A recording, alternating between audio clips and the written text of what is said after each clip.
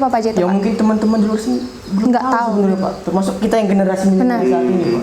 Budaya yang ada di Sibolga, walaupun lingkupnya di sekitar ini ada Batak Toba, Iya. ada Mandailing, dalam dekorasi rumah-rumah pengantin tidak ada sama sekali identitas yang berasal dari Toba dan apa.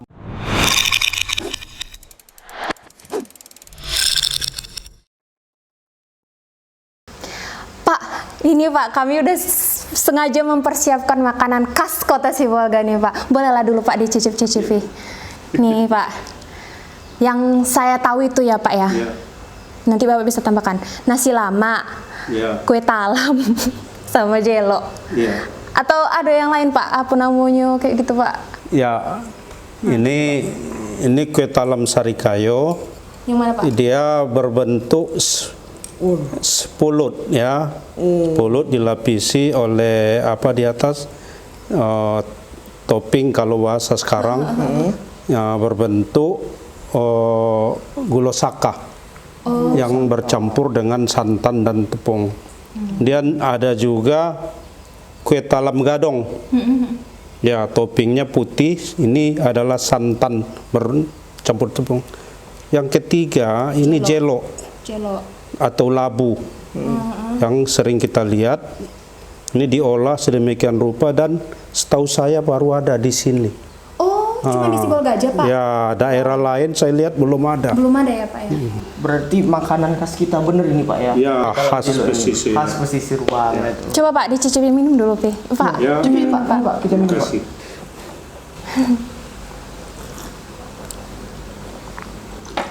Bisa dimakan juga Pak, dicicip-cicipin boleh Pak. Coba dong Pak, Ya, gini silakan. Oke, kita bahas nih Pak. Tadi kan kita udah perkenalan nih Pak, udah ngulek-ngulek juga nih Pak tentang bahasa tadi gitu Ya. Pak. Kami juga terima kasih Pak udah semakin apa ya Pi ya, semakin Mendalami pengetahuan kita ya. benar rupanya sapaan itu nggak asal-asalan rupanya Pi. Memang ada apa ya, ketentuan-ketentuan dalam suatu daerah itu dari mulai kakek sendiri yang disebut munyang sampai yang generasi keempat atau kelima yang disebut cicit. Ya. Struktural itu ya Pak? Ya, ada semua sapaannya. Jadi perlu ini. ya Pak. Kita sekarang mau apa Pak, bahas tentang sejarah dan kebudayaan.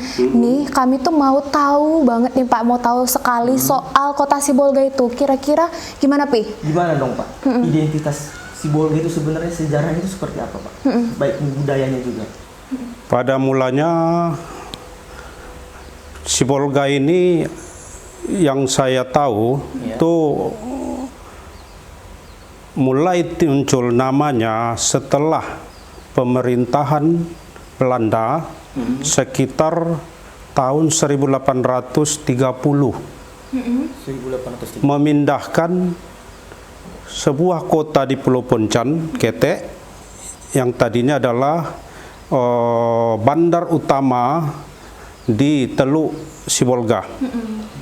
Mereka memindahkan ke sebuah kampung di seberang lautan karena seringnya terganggu keamanan lautnya, diserang oleh para pejuang-pejuang pribumi. Karena tidak memungkinkan lagi bertahan, maka mereka pun membangun sebuah kota baru yang disebut Siboga pada waktu itu. Pertamanya itu Siboga. Pertamanya itu Pak Siboga. Jadi mereka pindahkan ke kampung Siboga yang berada di belakang Poncan. Waktu itu sebelum ada jalan transportasi darat seperti sekarang, laut adalah jalur utama. Sehingga dulu daerah-daerah di seluruh lautan itu adalah yang paling ramai. Jadi kita nggak aneh kalau waktu itu Mursala juga ada kotanya, ada kampungnya. Kampung Mursala? Ya. Ada perkampungan di sana? Ya, ada perkampungan dan bahkan di situ juga ada kotanya. Ada kota juga. Ya, Sempat jadi Pak, ada ya kota Sibolga dan ada warganya juga. ada warganya. Nanti pada apa akan kita bahas, ya kan? Kita apakan dulu Sibolga. Setelah mereka periksa atau mereka lihat bahwa antara Sibolga Julu yang ditempati oleh para pendatang yang dari daerah Silindung, kemudian ada Pasabalakang, daerah nelayan yang waktu itu juga sebagai transit perdagangan kecil-kecilan, waktu itu pribumi yang ingin menjual hasilnya di Onan atau di pasar yang ada di Pasabalakang. Makanya pasar itu disebut juga Onan. Onan. Kenapa dia sebut Pasabalakang? Karena dia ada di belakang Poncan. Tadi saya jelaskan bahwa lautan adalah jalur utama. Jalur utama. Berarti itulah depannya Poncan. Belakang Poncan ada daratan Sumatera. Kebetulan ada di sana pasar, maka disebutlah dia Pasabalakang. Tuh makanya disebut antara Pasabalakang dengan Sibolga Julu atau daerah Simare-Mare itu adalah rawa-rawa. Oh, rawa-rawa itu dulunya Pak. Makanya oleh Belanda daerah rawa-rawa ini potensi untuk ditimbun untuk meluaskan daerah kota baru. Sibolga kota. Daerah kota ditimbun, diuruk, ya, supaya dapat tanah lapang. Itulah sekarang Kota Baringin, Simare-Mare, tempat daerah-daerah perkantoran. Ya, itu timbun. Jadi itu memang awal dulu rawa. Itulah awal Sibolga mulai disebut. Awal Sibolga. Penyebutan Sibolga awalnya. Ya. Kemudian dengan dibukanya akses jalan ke arah Sidimpuan, ke arah Tarutung dan ke arah Barus, maka terbukalah jalur jalan raya. Itu di sekitar tahun 1840-an. Oh, udah lama kali ya, Pi? Lama banget berarti. Berarti dulunya itu Sibolga ya, Pak? Dulunya itu di belakang Poncan. Pulau Poncan. Pulau Poncan. Kalau kita lihat sekarang kira-kira 15 menit lah perjalanan dari bibir pantai yang ada di Sibolga. Jadi ada dua Poncan, satu Poncan Gadang, itu daerah perkebunan dulu di bawah. Kemudian Poncan Kete, itulah daerah administratif atau disebut bandar. Atau istilah lebih kerennya itu adalah pusat daripada pemerintahan di perairan Teluk Tapian Nauli atau Teluk Sibolga. Untuk teman-teman semua, ini memang udah khas nih, Pulau Poncan Gadang itu kan bahasa Sibolga, Pak. Mana tahu ini teman-teman yang menyaksikan nggak tahu, Pulau Poncan Gadang itu besar gitu ya, Pak? Ya, besar. Nah, Pulau Poncan Kete kecil. Memang bahasa kami yang Kota Sibolga bilang kan Gadang itu besar, Kete itu kecil. Oh, gitu. Nama pulau itu sampai sekarang begitu, nggak dibilang Poncan besar, nggak bilang Poncan kecil, tapi Poncan Gadang dan Poncan Kete. Sama juga kayak Pasabalakang, Pak. Ya kan? Pasabalakang, bukan pasar. Bukan pasar. Penyebutannya Pasabalakang, teman-teman. Pasabalakang, bukan pasar belakang gitu ya, Pak. Itu soal sejarah mulahnya Kota Sibolga. Ini saya nih, Pak, penasaran soal apa ya? Kira-kira budaya-budaya apa saja nih, Pak? Adat dan budaya apa aja yang ada di Kota Sibolga? Kan pasti banyak nih, Pak. Banyak. Yang saya tahu itu ya, Pak, karena saya orang Sibolga, mungkin saya kurang pengetahuan nih tentang budaya-budaya. Ada yang turun karai lah ya, Pak ya. Ada yang apa namanya? Makan baralek gadang. Kalau orang pesta gitu kan baralek gadang. Kira-kira ada lagi nggak, Pak? Jadi yang disebut budaya dalam artiannya adalah sebuah perilaku masyarakat yang sudah turun-temurun dilakukan, ya kan? Atau disebut juga lebih apa, tradisi, tetapi lebih mengikat kepada sosial.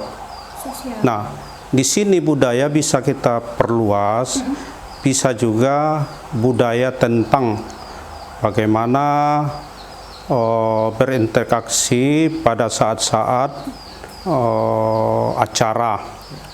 Makanya di sini ada budaya kenduri, ada budaya pernikahan, ada juga budaya bagaimana melakukan sesuatu pada hari-hari tertentu. Jadi itu yang ini di Sibolga sangat banyak. Kira-kira apa aja itu Pak? Bahasa-bahasa khas kota Sibolga apa aja itu Yang Pak? mungkin teman-teman di luar sini belum Nggak tahu. sebenarnya, Pak. Termasuk kita yang generasi milenial saat ini, Pak. Ya kalau kita lihat dalam apanya itu konteks yang paling gampang ya, itu perkawinan. Perkawinan. Kita lihat Ada apa rupanya Pak? budaya yang ada di Sibolga, walaupun lingkupnya di sekitar ini ada Batak Toba, Iya. ada Mandailing, tetapi kita lihat dalam pakaian-pakaian pengantin, dalam dekorasi rumah-rumah pengantin, tidak ada sama sekali identitas yang berasal dari Toba dan apa. Artinya dia sendiri punya identitas asli. Ada yang mengatakan mirip Minang, tidak sama sekali.